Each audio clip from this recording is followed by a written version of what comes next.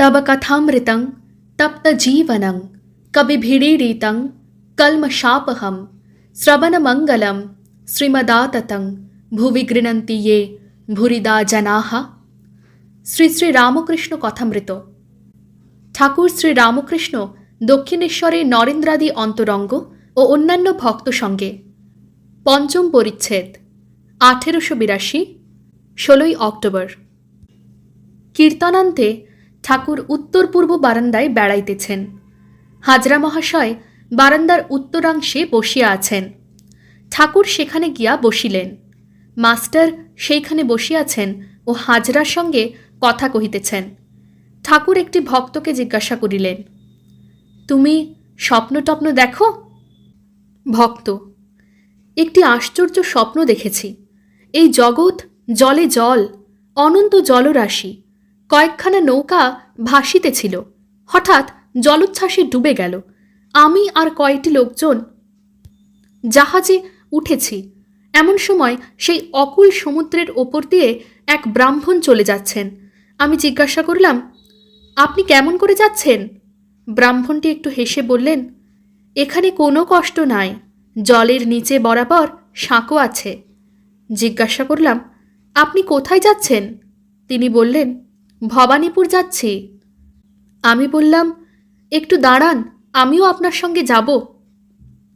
শ্রীরামকৃষ্ণ, আমার এ কথা শুনে রোমাঞ্চ হচ্ছে। ভক্ত, ব্রাহ্মণটি বললেন, আমার এখন তাড়াতাড়ি, তোমার নামতে দেরি, এখন আসি, এই পথ দেখে রাখো, তুমি তারপর এসো। শ্রীরামকৃষ্ণ, আমার রোমাঞ্চ হচ্ছে, তুমি শীঘ্র মন্ত্র লও। রাত 11টা হইয়াছে।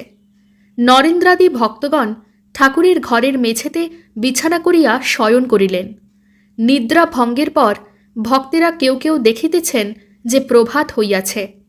17ই অক্টোবর 1882, মঙ্গলবার, পয়লা কার্তিক, শুক্লা পঞ্চমী। শ্রীরামকৃষ্ণ বালকের ন্যায় দিগম্বর ঠাকুরদের নাম করিতে করিতে ঘরে বেড়াইতেছেন। কখনো গঙ্গা দর্শন, কখনো ঠাকুরদের ছবির কাছে গিয়া প্রণাম, কখনো বা মধুর স্বরে নাম কীর্তন।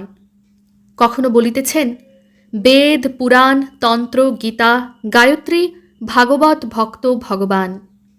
গীতা উদ্দেশ্য করিয়া অনেকবার বলিতেছেন, ত্যাগী ত্যাগী ত্যাগী ত্যাগী।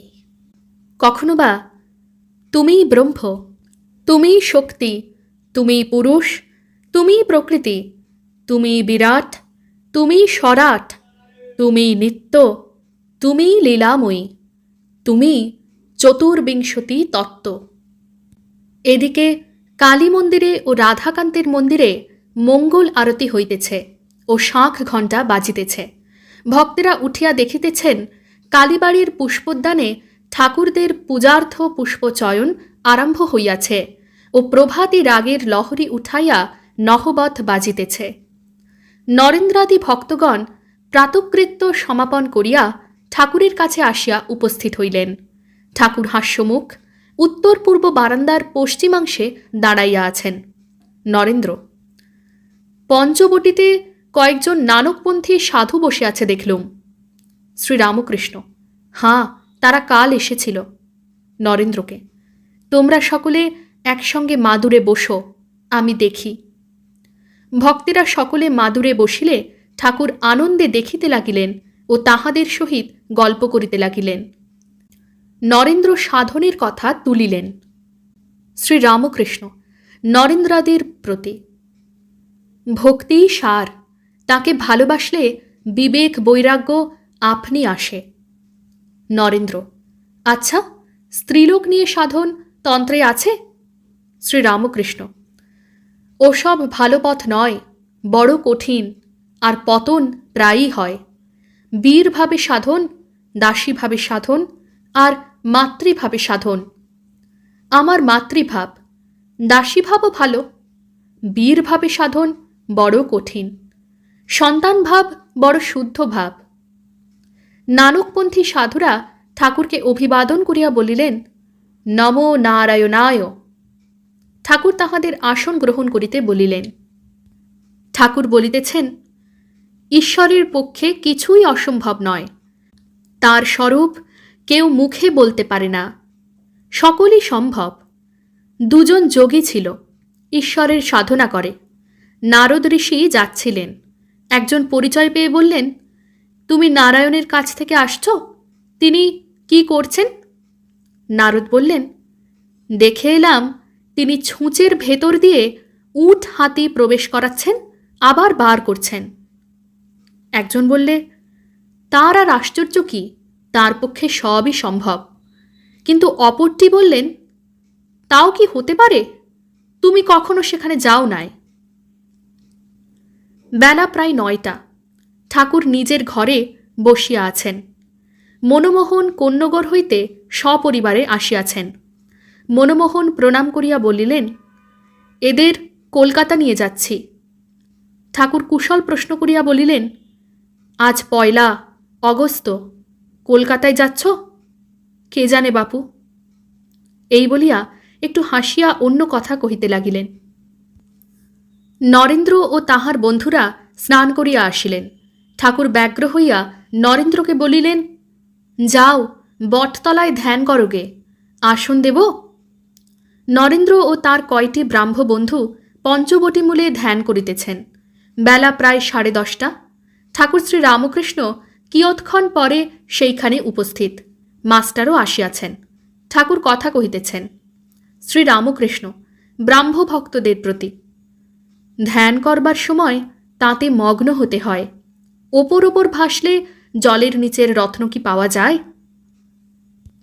এই বলিয়া ঠাকুর মধুর স্বরে গান গাহিতে লাগিলেন। ডুব দে মন কালী বলে, হৃদি রত্নাকরের অগাধ জলে।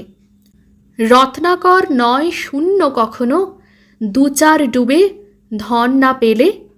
তুমি দম সামর্থ্যে 1 ডুবে যাও, কুলকুণ্ডলিনীর কূলে।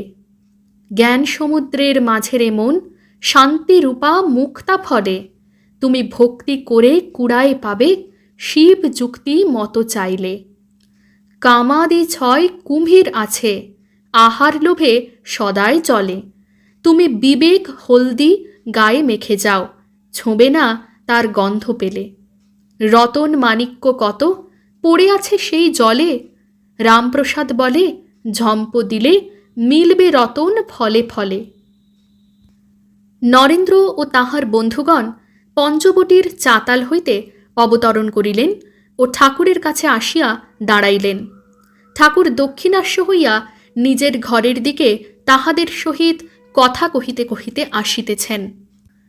ঠাকুর বলিতেছেন, ডুব দিলে কুমির ধরতে পারে, কিন্তু হলুদ মাখলে কুমির ছোঁয় না। হৃদি রত্নাকরের অগাধ জলে কামাদি 6টি কুমির আছে, কিন্তু বিবেক বৈরাগ্যরূপ হলুদ মাখলে তারা আর তোমাকে ছোঁবে না। ওং নিরঞ্জনং নিত্যম অনন্তরূপম ভক্তানুকম্পা ধৃতবিগ্রহং বৈ ঈশাবতারং পরমেশমীড্যং তং রামকৃষ্ণং শিরসা নমামঃ। শ্রীরামকৃষ্ণায় অর্পণমস্তু।